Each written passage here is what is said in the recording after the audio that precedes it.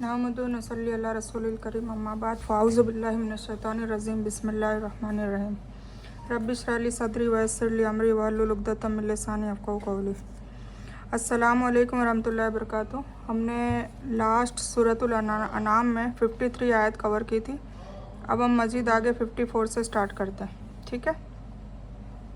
बस आऊज़ु बिल्लाहि मिनश शैतानिर रजीम बिस्मिल्लाहिर रहमानिर रहीम। और इसी तरह हमने उन्हें आपस में इम्तिहान में डाल दिया ताकि यह कहें कि क्या अल्लाह ने हमारे बीच से उन पर एहसान किया है। क्या यह बात नहीं है कि अल्लाह शुक्र अदा करने वालों को खूब जानता है।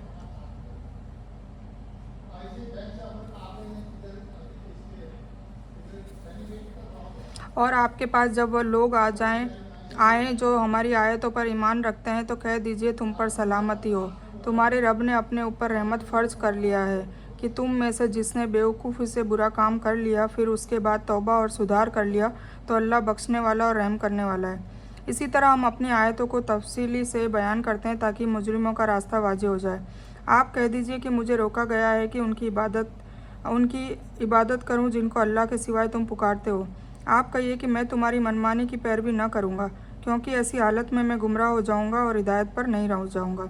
शुरू में ज़्यादातर गरीब या गुलाम लोग ही मुसलमान हुए थे, यह हम पढ़ चुके हैं पहले, ठीक है। मैं फिर पढ़ लेती हूँ। इसीलिए यह बात धनवान काफिरों के इम्तिहान का सबब बन गई थी और वे इन गरीबों का मजाक उड़ाते थे जो उनके काबू में थे। उन्हें वे तकलीफ़ भी देते थे और कहते थे कि क्या यही लोग हैं जिन पर अल्लाह ने एहसान किया है। उनका मतलब यह होता था कि ईमान और इस्लाम पर अगर हकीकत में अल्लाह का एहसान होता तो यह सबसे पहले हम पर होता, जिस तरह दूसरी जगह पर कहा है। यानी अल्लाह ताला ऊपरी चमक दमक वेशभूषा आन बान को नहीं देखता, वह तो दिल की हालत देखता है और उसी से जानता है कि शुक्रगुजार और सच्चे बंदे कौन हैं।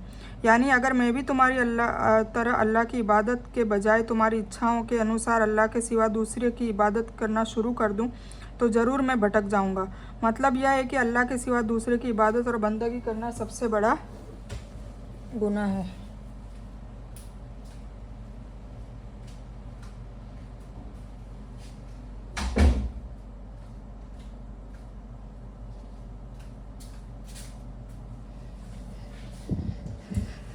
लेकिन बदनसीबी से यह भटकाव उतना ही आम है, यहाँ तक कि मुसलमानों का एक गुट भी इसमें मुब्तला है। किताब मोबिन से मुराद महफूज किताब है। इस आयत से भी मालूम हुआ कि गैब का इल्म सिर्फ अल्लाह को ही है, सभी गैब का खजाना उसी के पास है। इसीलिए नाशुक्रों, मूर्ति पूजकों और मुखालिफों पर कब अजाब डाला जाए इसका भी इल्म सिर्फ और सिर्फ किसको है? अल्लाह ही को है, और वह अपनी मर्जी से इसका फैसला करने वाला है। हदीस में आता है कि गैब की बातें 5 है। एक है क़यामत का इल्म, दूसरा बारिश का आना, तीसरा माँ के पेट में पलने वाला बच्चा, चौथा कल मुस्तकबिल में होने वाला हादसा, मतलब कल क्या होगा, ठीक है, और 5 मौत किस जगह पर आएगी, कब आएगी, ये कोई नहीं जानता, ठीक है। इन 5 बातों का इल्म केवल अल्लाह ही के पास है और ये सही बुखारी की तफसीर सूरह अल-अनाम में है। अब यहाँ नींद को भी मौत कहा गया है, इसलिए इसे छोटी मौत और मौत को बड़ी मौत कहा गया है। मौत की वजाहत के लिए देखें सूरह आले इमरान आयत नंबर 55 की तफसीर। हम पढ़ चुके हैं कि भाई मौत क्या होती है। मौत के बाद बरज़ख वाला जो सिस्टम है वो स्टार्ट हो जाता है, और जो नींद है वो भी आधी मौत है। मतलब हम जब नींद में होते हैं तब हम आधी मौत में ही होते हैं। हमारी जो रूह है वो कब्ज़ कर ली जाती है, और कईयों को आपने देखा होगा कि सोते सोते उनका इंतकाल हो गया तो कई बार उनकी रूह वापस डाली ही नहीं जाती। वो रूह ले ली जाती है तो वो हमेशा के लिए बरज़ख में ही रह जाती है, तो उनको मौत तारी हो जाती है, ठीक है। तो आप कह दीजिए कि मेरे पास एक सबूत है मेरे रब की तरफ से और तुम उसको झुटलाते हो। जिसकी तुम जल्दी कर रहे हो वह मेरे पास नहीं है। हुक्म किसका नहीं सिवाय अल्लाह के। अल्लाह ताला वास्तविक बातों को बता देता है और वही सबसे अच्छा फ़ैसला करने वाला है।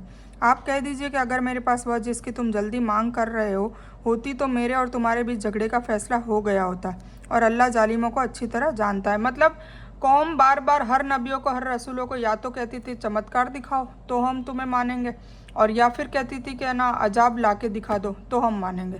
तो अल्लाह ताला कह रहा है कि अगर अजाब ही आज आने वाला होता, अजाब का तो एक मुकर्रर वक्त है, फिर तुम्हें जो टाइम दे रखा है वो ख़त्म हो जाएगा। तो अल्लाह ताला वो टाइम देकर और कुछ मुद्दत तक तौबा के लिए भी दरवाजे खुले हैं, तौबा की भी हमें सहूलियत देता है, हमें अब अपने गुनाहों की माफ़ी करने की भी सहूलियत देता है, हमें बचाव करने की सहूलियत देता है, हमें सूझबूझ और समझने के लिए वक्त देता है। ठीक है, अगर कहते ही अजाब आ जाएगा तो फिर सोचिए, फिर इंसान सुधरेगा कब, कैसे सुधरेगा।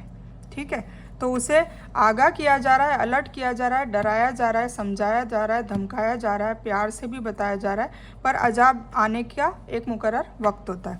और उसी अल्लाह के पास गैब की कुंजियाँ हैं जिनको सिर्फ वही जानता है, और जो थल और जल में है उन सभी को जानता है, और जो पत्ता गिरता है उसे भी जानता है, और ज़मीन के अंधेरों में कोई भी दाना नहीं पड़ता और न कोई तर और खुश्क चीज़ गिरती है, लेकिन ये सब खुली किताब में है। वही अल्लाह है जो रात में तुम्हारी रूह को एक गुना कब्ज करता है और दिन में जो भी करते हो जानता है, फिर तुम्हें उसमें एक मुकर्रर मुद्दत पूरी करने के लिए जागरूक करता है, फिर तुम्हें उसी की तरफ लौट जाना है। ठीक है ना, मतलब रात में तुम्हारी रूह को वो कब्ज कर लेता है और फिर तुम पूरा दिन जो भी करते हो वो भी वो जानता है। ठीक है, और फिर एक मुकर्रर वक्त तक तुम्हें जिंदा रखता है और फिर हकीकत वाली जो मौत होती है उसको दे देता है। फिर जो तुम करते रहे उसे तुमको बता भी देगा, मैदान हशर में आमाल नामे में सारा लिखा हुआ। वही अपने बंदों पर गालिब है, तुम पर फरिश्ते भेजता है, यहाँ तक कि जब तुम में से किसी को मौत का वक्त आ जाए तो हमारे फरिश्ते उनकी जान निकाल लेते हैं, वे जरा भी सुस्ती नहीं करते। जो मौत का वक्त है ना, चाहे 1 मिनट 1 सेकंड भी हो, तो वो जरा भी सुस्ती नहीं करते, वो उसी वक्त मौत कब्ज़ करते हैं फरिश्ते। बहुत ही मतलब पंक्चुअल अपडेटेड होता है फरिश्ते। तो मौत जब भी लिखी होती है, जहाँ भी लिखी होती है, तो उसमें फिर 1 सेकंड का भी ऊपर नीचे नहीं होता। इसी तरह से फरिश्ते अल्लाह ताला भी कह रहा है कि अजाब में भी मैं 1 घड़ी आगे ना पीछे करूँगा, जो अजाब का वक्त तय कर रखा है। जैसे हमारे को 1500 साल दे रखे हैं अजाब के लिए, और वो 1500 साल में सिर्फ 16 महीने बच रखे हैं, तो 16 महीने बाद फिर पकड़ होगी, तब तक फिर तौबा के दरवाजे फिर बंद हो जाएंगे और कोई ना कोई ऐसी पकड़ होएगी। फिर और अगर हो सकता है कि उसको 40 साल डिले कर दिया जाए। मैंने वो मीटिंग ली थी, उसमें यही सारी चीज़ें बताई थी। कुछ लोगों ने अटेंड करी, कुछ लोगों ने नहीं करी। इंशाल्लाह मैं फिर एक बार सोच रही हूँ कि मीटिंग अटेंड करूँ। कई लोगों के फ़ोन आ रहे हैं, तो उसमें आपको पता चलेगा कि हमारा भी अजाब का जो वक्त था वो ख़त्म होने वाला है। फिर वे अपने सच्चे रब के पास लाए जाएंगे, होशियार उसी का हुक्म चलेगा, वह बहुत जल्द हिसाब लेगा। आप कहिए कि थल और जल के अंधेरों से जब उसे नरमी और चुपके से पुकारते हो कि अगर हमें इससे आज़ाद कर दें तो तेरे ज़रूर शुक्रगुजार हो जाएंगे, तो तुम्हें कौन बचाता है? आप खुद कहिए कि इससे और हर मुसीबत से तुम्हें अल्लाह ही बचाता है, फिर भी तुम ही शिर्क करते हो। आप कहिए कि वही तुम पर तुम्हारे ऊपर से कोई अजाब भेजने या तुम्हारे पैरों के नीचे से अजाब भेजने या तुम्हें अनेक गिरोह बनाकर आपस में लड़ाई का मजा चखाने की ताकत रखता है। आप देखिए कि हम कई तरह से कैसे बातों को बयान कर रहे हैं ताकि वह समझ जाए। मतलब अल्लाह ताला किस तरह से समझा रहा है, हर बात को हर एंगल से समझाने की कोशिश कर रहा है ताकि हम लोग समझें। क्यों? क्योंकि अल्लाह हमसे मोहब्बत करता है। अल्लाह नहीं चाहता कि हमें सज़ा दे, पर जो एग्ज़ाम है, जो टेस्ट दिया है, तो फिर इतना रहमत भी नहीं करेगा कि भाई मरने के बाद, क़यामत के बाद की दुनिया में गुनहगार और नेकोकार दोनों एक ही हो। तो फिर अगर दोनों को एक ही करना होगा, एक ही लेवल करना होगा, सबको माफ़ी करना होगा, तो नेकोकार ने जो जिल्लतें सही है, जो सब्र किया है, जो मुसीबतें झेली है अल्लाह को राज़ी करने के लिए, तो उनके साथ तो नाइंसाफ़ी हो जाएगी ना। तो इसीलिए मरने के बाद जब मैदान हशर में, वहाँ पर सबका अपना अपना आमालों के हिसाब से उसको रिजल्ट मिलेगा। और आपकी कौम ने उसे झुठला दिया जबकि वह हक है। आप कह दीजिए कि मैं तुम पर निगरां नहीं हूँ। हर खबर का एक मुकर्रर वक्त है और तुम जल्दी जान लोगे। जैसे धसाया जाना, तूफान, बाढ़ जिसमें सब कुछ डूब जाता है। मतलब यह है कि मातहत कर्मचारी, गुलामों और नौकरों की तरफ से अजाब की विश्वासघाती और बेईमान हो जाए। और जब आप उन लोगों को देखें तो हमारी आयतों में कुरेद कर रहे हैं, मतलब मोड़ तड़ोड़ के उसको समझाने की कोशिश कर रहे हैं, अपनी सहूलियत के हिसाब से मान रहे हैं, कुछ को नहीं मान रहे हैं, तो ये कुरेद करना होता है। और उन लोगों से अलग हो जाएं, यहाँ तक कि वह दूसरे काम में लग जाएं। अगर आपको शैतान भुला भी दे तो याद आने के बाद फिर ऐसे जालिम लोगों के साथ मत बैठे, है ना। अल्लाह ताला कहता है जालिम लोगों के साथ बैठो ही मत। और जो लोग परहेजगारी रखते हैं उन पर उनके पकड़ का कोई असर नहीं होगा, और लेकिन उनके हक में तालीम देना है, शायद वे भी परहेजगारी रखने लगे। मतलब जालिम लोगों के साथ तुम उस सिचुएशन में बैठ सकते हो या उनके पास जाते हो इस नीयत से कि भाई हम इनको दावत दें, हम दावत मतलब इस्लाम का इनको तारुफ़ कराएं, अल्लाह का तारुफ़ कराएं, इनसे मतलब ये जो इस्लाम में लाने की कोशिश करवाएं। ठीक है, तो हुजूर पाक सल्लल्लाहु अलैहि वसल्लम की सुन्नत बताएं, उनका किरदार बताएं। तो उस नीयत से अगर वो जाता है तो उसकी कोई पकड़ नहीं है। और ऐसे लोगों से भी कभी भी रिश्ता न रखें जिन्होंने अपने दीन को खेल बना रखा है और दुनियावी ज़िंदगी ने उन्हें धोखे में डाल रखा है। और इस कुरान के ज़रिए तालीम भी देते रहें ताकि कोई इंसान अपने अमल के सबब इस तरह न फंस जाए कि कोई अल्लाह के सिवा उनकी न मदद करने वाला हो और न सिफारिश करने वाला हो, और यह हालत हो कि अगर दुनिया के भर के बदले दे डाले तब भी उससे न लिया जाए। वे ऐसे ही हैं कि अपने अमलों के सबब फंस गए। उनके लिए बहुत गर्म पानी पीने के लिए होगा और दुखदाई सज़ा होगी उनके कुफ्र के सबब। इस आयत में अगरचे खिताब नबी सल्लल्लाहु अलैहि वसल्लम को किया गया है, किंतु इससे मुखातिब हर मुसलमान है। यह अल्लाह का ताकीदी हुक्म है जिसे पाक कुरान में कई मुकामों में बयान किया गया है। सूरह निसा आयत 140 में भी इस विषय की चर्चा आ चुकी है।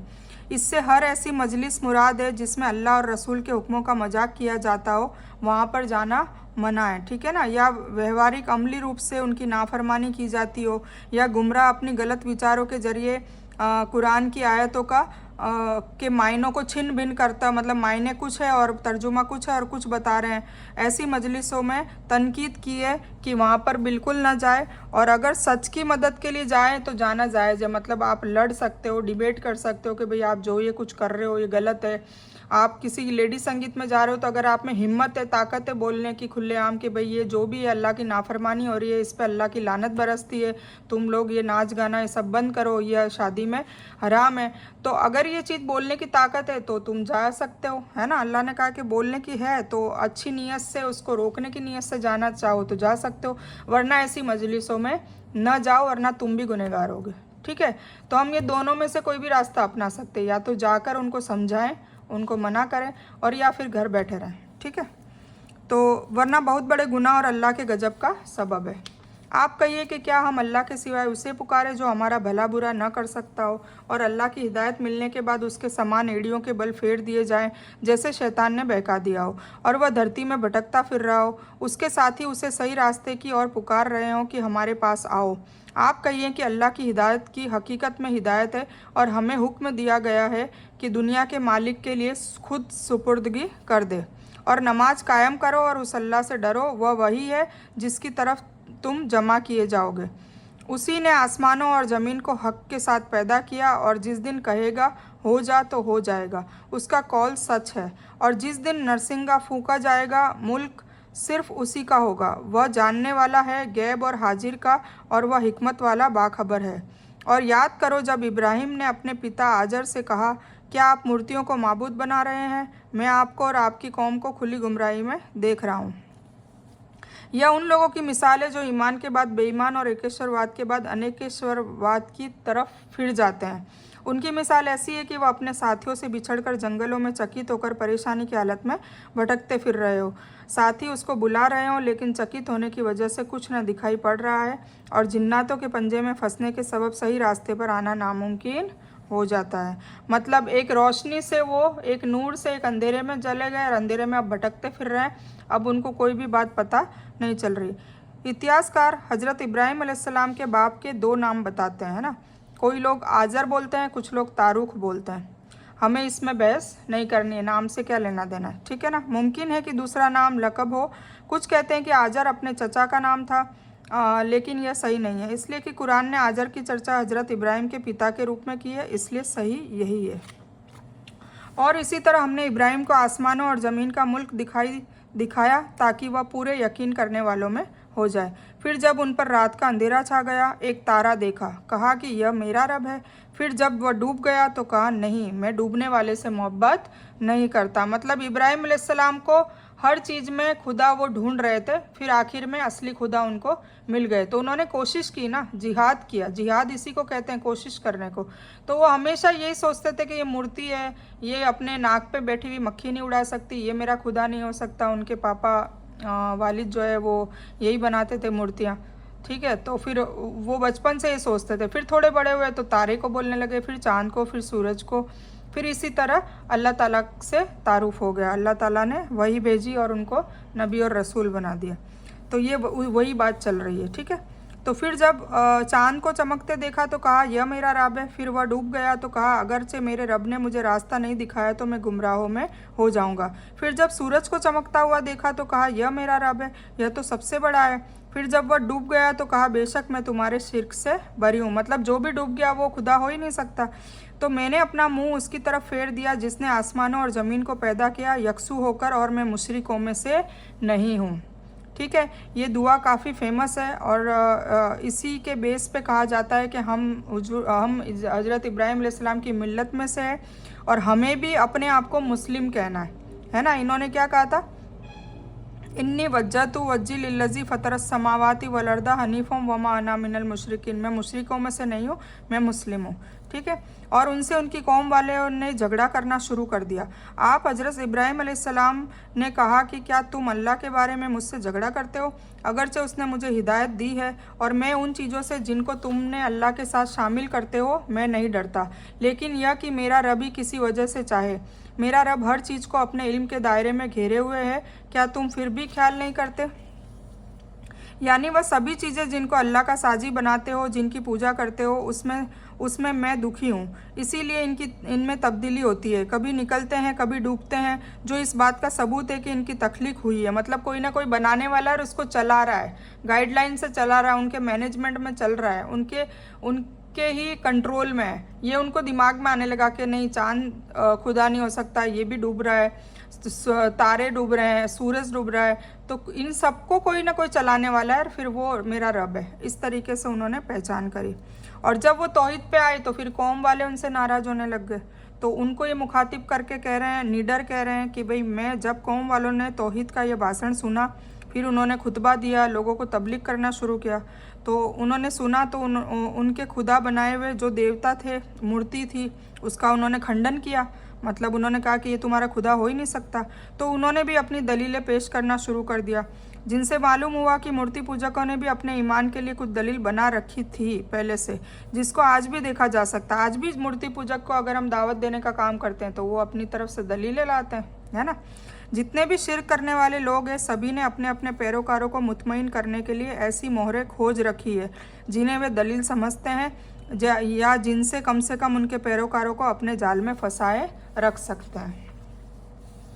और मैं उस चीज़ से कैसे डरूं, ये इब्राहीम अलैहिस्सलाम अपनी कौम को कह रहे हैं कि मैं उस चीज़ से कैसे डरूं जिसे तुमने साझीदार बना लिया है। किसका? अल्लाह का।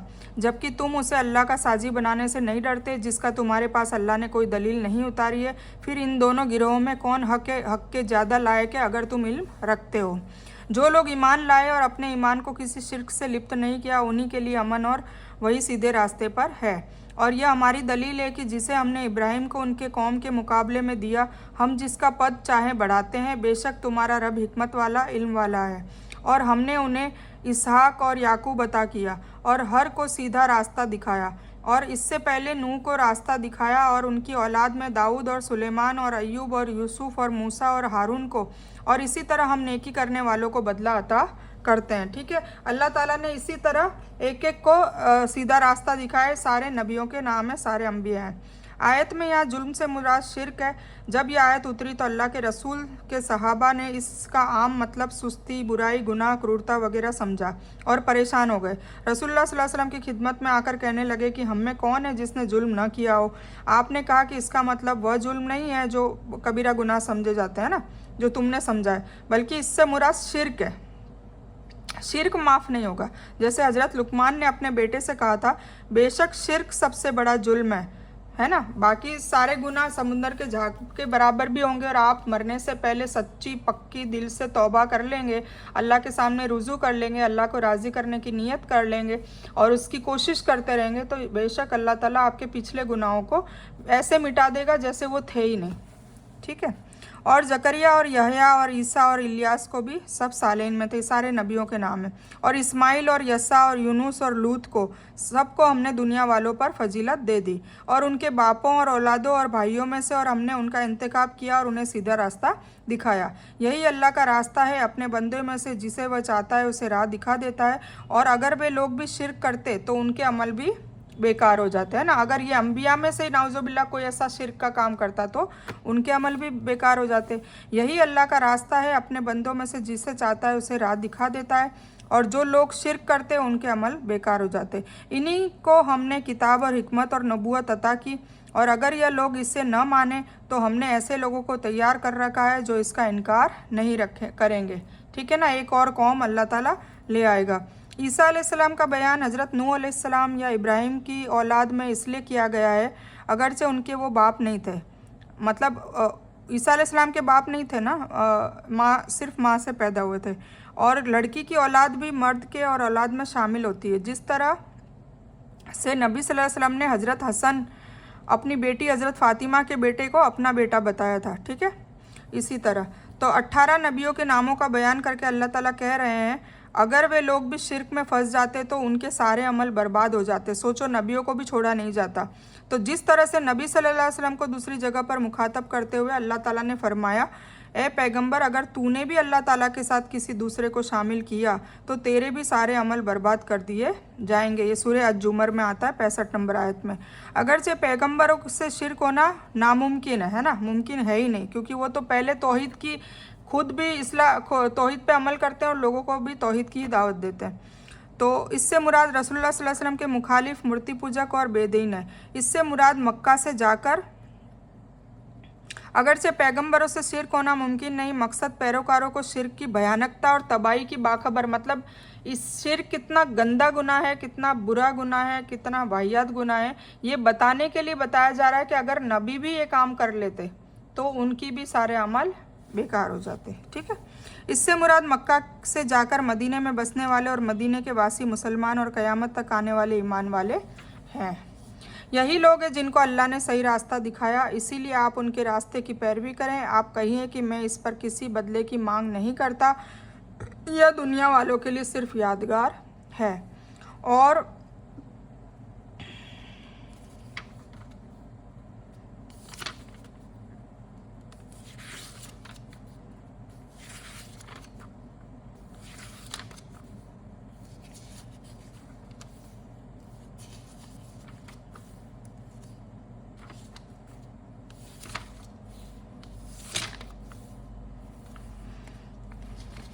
इसकी टोटल 165 आयत हैं, तो हम मज़ीद 100 तक ले लेते हैं ना।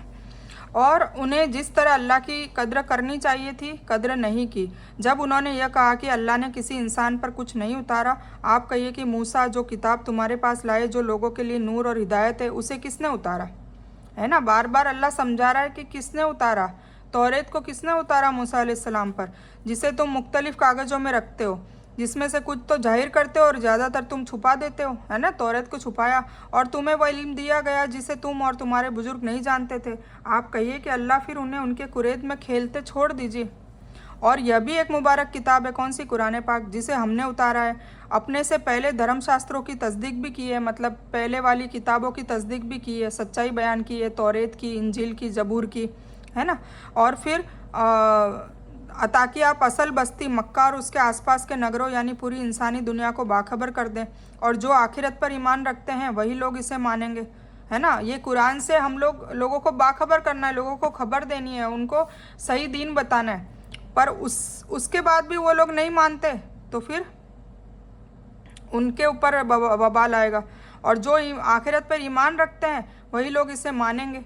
जो आखिरत पर ईमान रखेंगे वो इसको बेशक मानेंगे, क्योंकि उनको डर लगेगा कि मैदान हशर में हिसाब किताब होगा, कब्र में भी अजाब हो सकता है, जहन्नम भी है तो उसमें भी डाला जा सकता है, तो वो डरेगा। तो मोमिन बेशक डरेगा और वो इस किताब पे अमल करने की पूरी कोशिश करेगा। और उससे ज़्यादा जालिम कौन हो सकता है जो अल्लाह पर झूठा इल्ज़ाम लगाए या कहे कि मेरी तरफ वही आई है जबकि उसकी तरफ कुछ नहीं आया, और जिसने कहा कि जिस तरह अल्लाह से उतारा मैं भी उतारूंगा। अगर आप जालिमों को मौत के सख्त अजाब में देखेंगे जब फरिश्ते अपने हाथ लपकाए होते हैं कि अपनी जानें निकालो, आज तुम्हें अल्लाह पर नाहक इल्ज़ाम लगाने और तकब्बुर से उसकी आयतों का इनकार करने के सबब अपमानकारी बदला दिया जाएगा। आयत की तफसीर के अनुसार अब यहूदियों को मुखातब करके कहा जा रहा है कि तुम इस किताब को विभिन्न पन्नों में, मतलब अलग अलग पन्नों में रखते हो, जिनमें से जिनको चाहते हो जाहिर करते हो और जिनको चाहते हो छिपा लेते हो, जैसे पत्थरों से मारकर सजा देने का कानून और नबी सल्लल्लाहु अलैहि वसल्लम के अवसाफ की बात है। और तुम हमारे पास अकेले अकेले आ गए जैसे तुम्हें पहली बार पैदा किया, और तुम्हें जो कुछ उसे अपने पीछे छोड़ आए, और तुम्हारे सिफारिशी हमें दिख नहीं रहे हैं जिनकी तुम अपने कामों में हमारा साजी समझ रहे थे। बेशक तुम्हारे संबंध कट गए और तुम्हारा ख्याल तुमसे खो गया। मतलब जो ये जालिम लोग हैं, जो अल्लाह ताला की किताब को नहीं मानते, और जब उनकी मौत आती है तो फरिश्ते उनको पहले तो बहुत डरावनी तरीके से उनकी मौत लेते हैं, और फिर उनको पहले से ही आगाह कर देते हैं कि अब तूने जो भी कोताहियाँ की थी अब तेरे लिए दर्दनाक अजाब है। फिर अल्लाह ताला भी उनको कहता है कि तुम अकेले अकेले आ गए, तुम्हारे साझीदार कहाँ हैं जो अल्लाह के नौजुबिल्ला अल्लाह के साथ साझीदार ठहराते थे, शिर्क करते थे। तो वो कहते हैं कि कहाँ है, लाओ उन लोगों को, साझीदार कहाँ भाग गए तुम्हारे, अब वो तुम्हारी मदद क्यों नहीं कर रहे। तो ये सारी चीज़ें उनको कही जाएगी। अल्लाह की बीजों और गुठलियों को फाड़कर कोपल निकलता है। फिर अल्लाह बता रहा है कि जैसे मुर्दों को कैसे ज़िंदा करेगा वैसे ही करेगा। जैसे गुठली होती है, एक बेजान होती है ना, पौधे में से निकल के फल में से गुठली निकल जाती है, हम फेंक देते हैं, वो गुठलियों को फाड़कर फिर कोपल निकलता है, मतलब एक छोटी सी कुपल निकलती है और फिर उससे पौधा, फिर वह जानदार को बेजान से, बेजान को जानदार से निकालता है। इसी तरह वही अल्लाह है, फिर तुम कहाँ फिरे जा रहे हो। वह पौ फाड़ने वाला है और उसने रात को आराम के लिए, सूरज और चांद को हिसाब लगाने के लिए बनाया है। यह ठहराई बात है ज़बरदस्त इल्म वाले की, है ना। मतलब मान लो रात नहीं होती, ये कितनी ज़बरदस्त बात अल्लाह ने करी है कि रात नहीं होती तो हमें सुकून भरी नींद कैसे मिलती, और सिर्फ दिन ही दिन होता तो हम तो काम करते करते करते हमारी तो बहुत ज़िंदगी बहुत और मुख्तसर हो जाती और हम मर जाते। तो अल्लाह ताला ने कितना बेस्ट निज़ाम बनाया है कि दिन भर काम करो, अपना इबादत भी करो, अपना संसार भी चलाओ, और फिर रात को सो जाओ, सुकून भरी रात में सो जाओ, ताकि तुम्हारी जो बॉडी है, तुम्हारा दिमाग है, तुम्हारी रूह है, उन सबको रेस्ट मिले।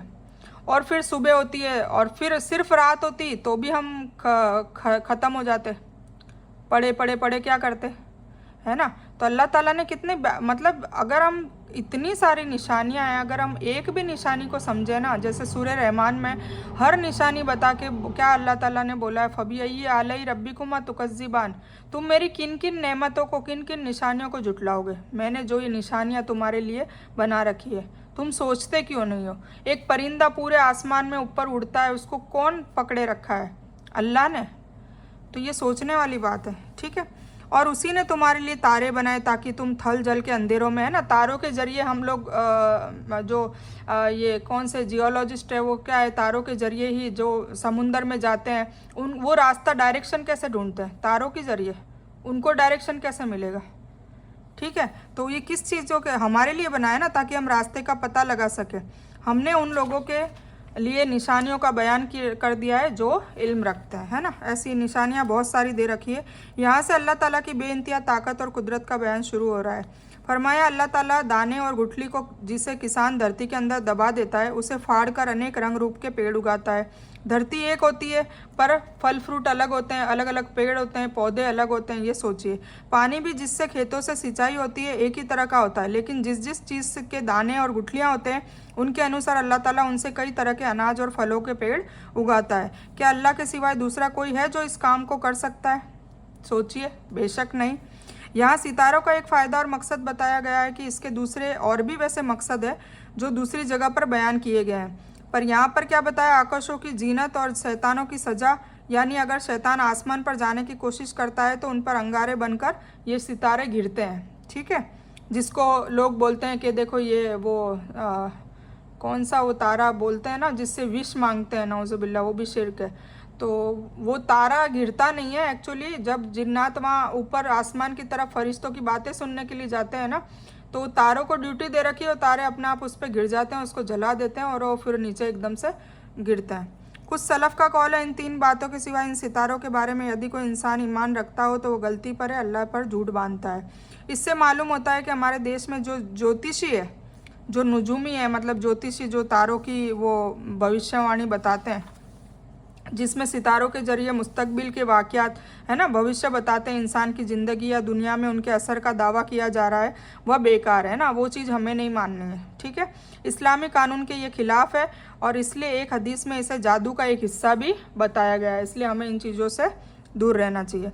ज़्यादातर मुफस्सिरों के ख्याल से गर्भाशय रिहम में बाप की पीठ की मुराद है। ये अभी आगे आएगा, उस पढ़ता है। और उसी ने तुम्हें एक जान से पैदा किया, फिर तुम्हारा एक दायमी और एक आरजी जगह है।